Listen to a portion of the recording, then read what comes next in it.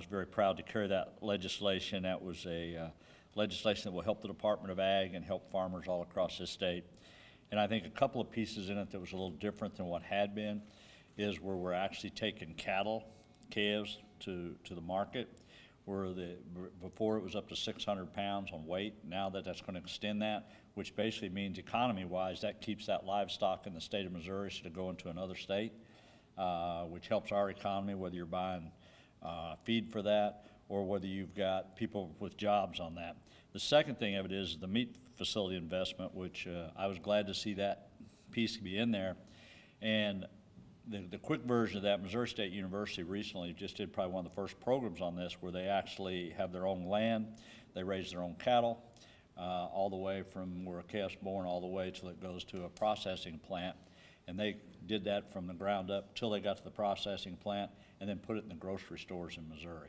And the ultimate goal for all of these right here that maybe sounds not as important as everything else in the scope of what we're doing here, but for agriculture, those were big things that were in there to keep our investments in Missouri, and one, making sure we're one of the leading states in the United States in cattle production.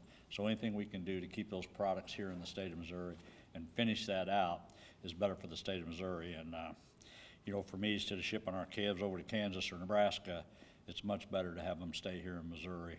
And for the future generation for agriculture coming, everything we've did up for 200 plus years in our country, and if you read any kind of statistical information or analyst on that, we have to double the production of agriculture in the next 35 to 40 years to meet the demands of this country.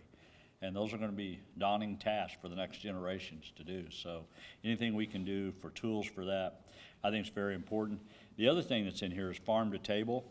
And I think you're going to see a lot of my urban colleagues are very supportive of that on both sides of the aisle, trying to make sure that we get fresh product.